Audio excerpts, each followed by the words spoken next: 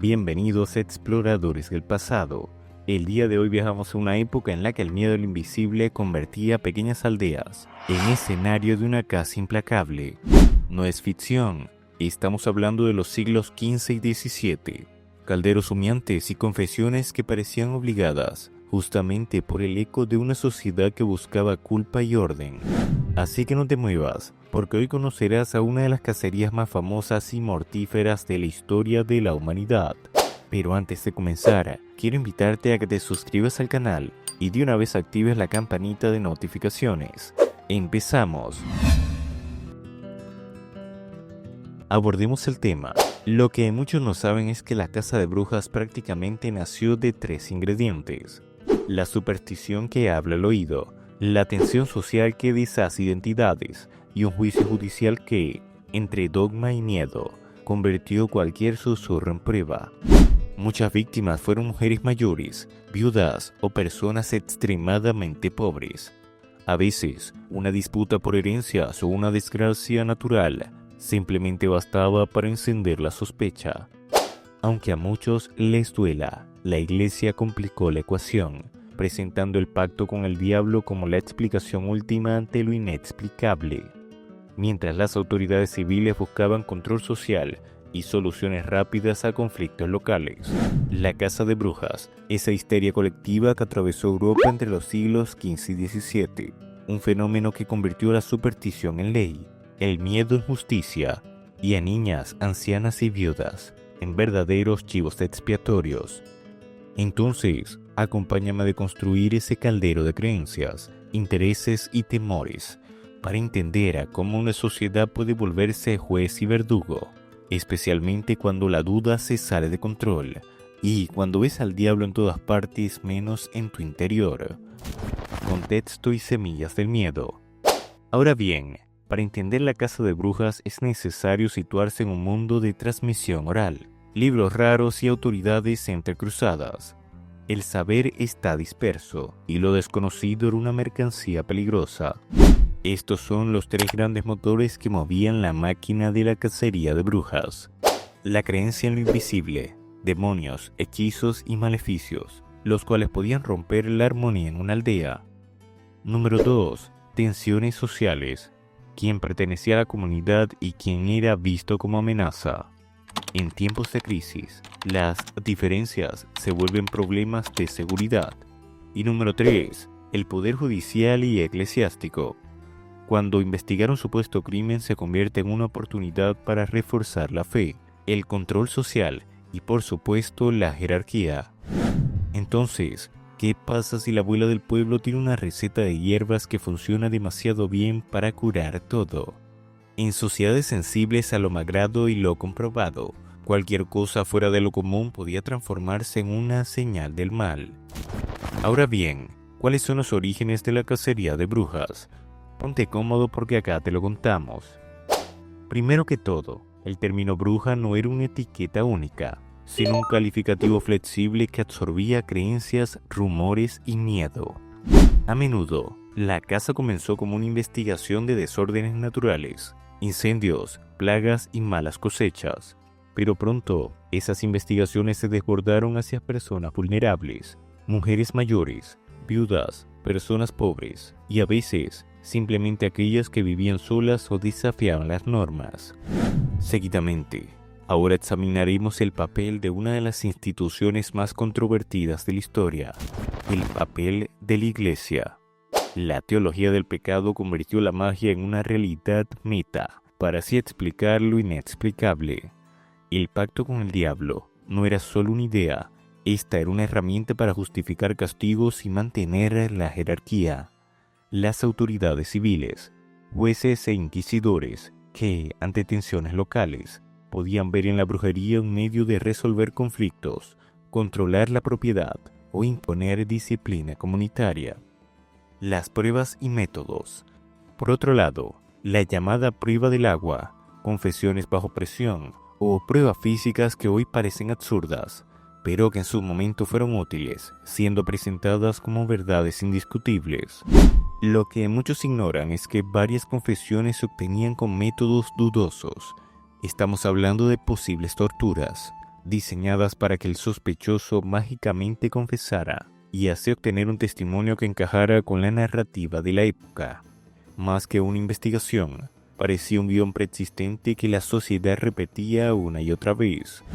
Ahora bien, es importante mencionar que la Edad Media ya tenía una mochila llena de superstición, demonología y una ética dudosa de la confesión que a veces olía a humo de hogueras. Pero, ¿quién puso el mechero al papel? ¿Quién fue el primer arquitecto de un edificio en el que la duda se paga con la vida? Lo cierto es que no hay una sola persona que pueda cobrarse la autoría de la casa de brujas, sino que existe una constelación de ideas que, cuando se cruzan, iluminan un camino peligroso. Ahora bien, abordaremos el autoritarismo de la Iglesia Católica, la cual, desde su posición de autoridad espiritual, fue dando carta de naturaleza a una persecución que ya olía a miedo y a poder. Y así también te contaremos quiénes fueron los principales precursores de esta máquina de matar. Número 1. Tertuliano y la sombra de la herejía, algo así como el abuelo teológico de la sospecha. Empecemos con un hombre que no es el más obvio para la casa de brujas, pero cuyo pensamiento sembró terreno abonado para así convertir la herejía en un problema de seguridad pública.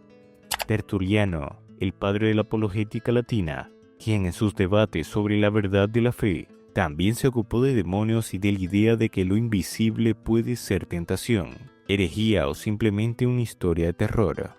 Entonces, no es que Tertuliano haya escrito manuales de cómo cazar brujas, pero su insistencia en que la verdad absoluta debe defenderse, junto con la batalla constante contra herejes, crearon un clima en que la ortodoxia se volvió un acto de defensa comunitaria. Si la herejía es vista como un peligro público, ¿quién puede argumentar que el demonio no es un socio secreto del nuevo orden? Aquí la llave es la idea de que la verdad debe imponerse y que desviaciones doctrinales requieren una respuesta más clara. La polémica teológica sobre la herejía y la necesidad de defender una fe pura sientan las bases para entender a la bruja como figura de herejía en sentido práctico, alguien que amenaza la salvación propia y ajena. Aunque Tertuliano no escribió manuales de caza específicamente, su marco de combate a la herejía, la noción de que la ortodoxia debe defendérsela con toda la contundencia posible. En la iglesia medieval, esa lógica se traduce en la idea de que la desviación doctrinal es un crimen público. Hagamos una pausa y si te está gustando el video, te invito a apoyarnos con tu like. Esto nos ayuda a llegar a más personas. No te olvides suscribirte al canal. Número 2. San Agustín, la demonología que se pega al muro de la moralidad. Pasemos a un salto más cercano a la tradición cristiana de la Iglesia de Occidente. Y estamos hablando del famoso padre de la Iglesia, San Agustín. Si bien no inventó la brujería ni el demonio, su peso en la teología patrística, el mundo visible y el mundo invisible, la lucha entre el bien y el mal, y la idea de que la voluntad humana puede ceder ante potencias demoníacas, terminó dando forma a una mentalidad en la que la realidad espiritual estaba entrelazada con la vida cotidiana. En sus escritos hay una lectura del mal que, tarde o temprano, puede volverse un principio de control social. Y eso no es poco. La idea de que la tentación, la posesión o la influencia demoníaca no son simples anécdotas, sino realidades que requieren discernimiento, juicio y, si hace falta, evidentemente castigo. Asimismo, la teología agustiniana, con su énfasis en la lucha entre la carne y el espíritu, junto con la idea del pecado original como raíz de toda maldad, ofrece un marco moral en el que cualquier señal de mal parece una manifestación del mal mayor.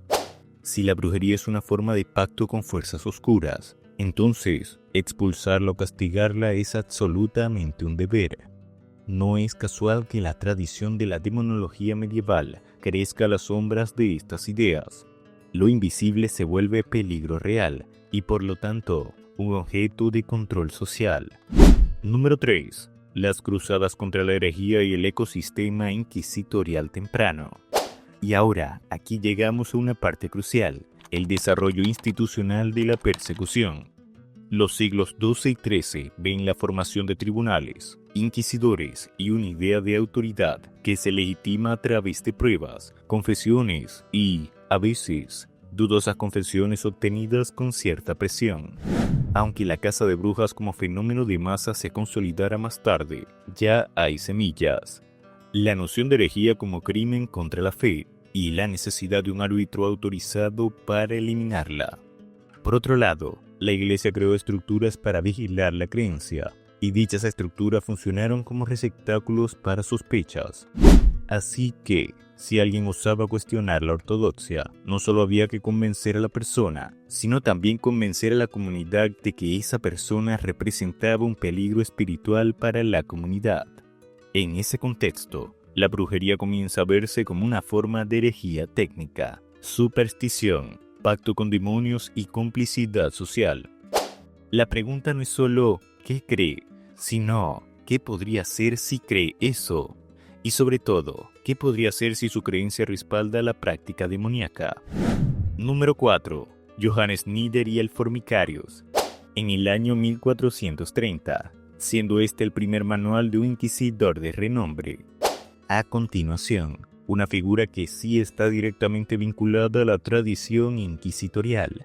Estamos hablando de Johannes Nieder, dominico, quien escribió el Formicarius hacia 1439. Tranquilo, este libro no es un manual de brujas como tal, pero sí uno de los textos que articulan el método inquisitorial. Entrevistas, confesiones, pruebas de fuego simbólico y la idea de que la herejía debe ser identificada, documentada y, si es necesario, castigada. Ahora bien, Nieder no inventó la caza de brujas, pero su texto y método muestran la mentalidad de detectar, interrogar y castigar a todo aquel que lleve a cabo esta práctica, siendo esta la persecución que dominaría en los siglos siguientes. En ese sentido, es un predecesor directo de la burocracia inquisitorial, la cual proveería la estructura para la caza de brujas de verdad. Su enfoque práctico sobre cómo lidiar con la herejía mediante la investigación y juicio dio a otros la receta de convertir creencias peligrosas en delitos que justificaran la intervención de la Iglesia y posteriormente la del Estado. La curiosa ironía, poner orden a la fe a través de reglas y procedimientos que luego podían ser usados para perseguir a aquellos que no encajaran en la norma. Número 5. El 15º siglo y la sangre nueva. El demonio como personaje de ficción con poder real. El siglo XV da un giro inesperado, presentando así un nuevo panorama. La demonología ya estructurada se hace más contundente. El demonio no es solo un símbolo, sino que se convierte en una especie de ley de gravedad moral, la cual arrastra a las personas hacia el mal. Es aquí donde aparece la figura que cambiará el rumbo en la práctica. La brujería es presentada como una alianza con fuerzas demoníacas para dañar a la cruzada, a la comunidad y sobre todo a las almas. En este marco, los teólogos y los inquisidores buscan pruebas de pacto, daño real, testimonios de testigos. Y sí, confesiones obtenidas a veces bajo presión.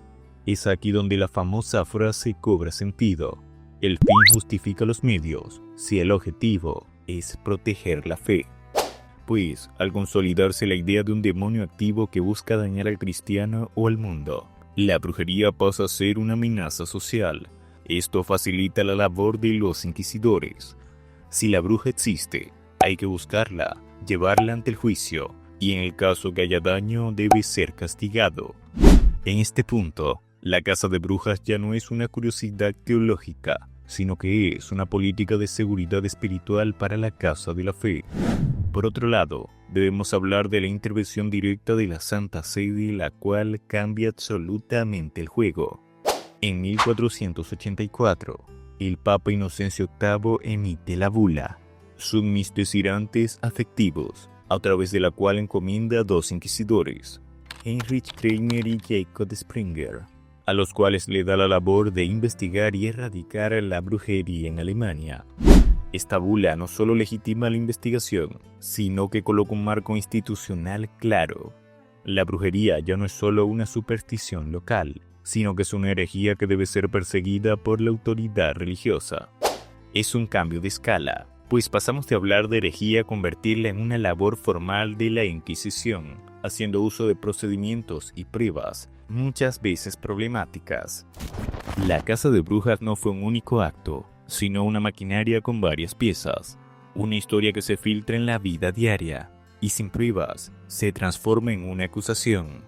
Asimismo, debemos hablar de la vulnerabilidad de las víctimas. Muchas eran mujeres mayores, viudas o cercanas a la pobreza, cuyas vidas ya estaban al límite. Asimismo, el dogma se usó como filtro. Lo que contradice la doctrina oficial era visto como una herejía o demoníaco engaño. Al final, la histeria dio un paso a la crítica y a una visión más escéptica de la magia. Y así, entre hogueras y humo, aprendimos que el miedo puede ser un catalizador peligrosamente eficaz. Lamentablemente hemos llegado al final del video de hoy. Si te gustó, no olvides apoyarnos con tu like, suscríbete al canal y activa la campanita para que estés enterado de más historias del pasado. Entonces, ¿cuál de todos estos personajes desvivió más brujas? Déjame saber tu opinión en los comentarios. Te envío un abrazo y nos vemos pronto.